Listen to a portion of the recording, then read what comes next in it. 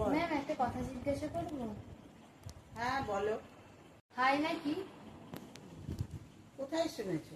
বাড়িতে মাও বলছিল, মায়ের কাছে কিছু মহিলা আসে, তারা বলছিল বাইরে যাস না, হায়না ধরে ছিঁড়ে খাবি।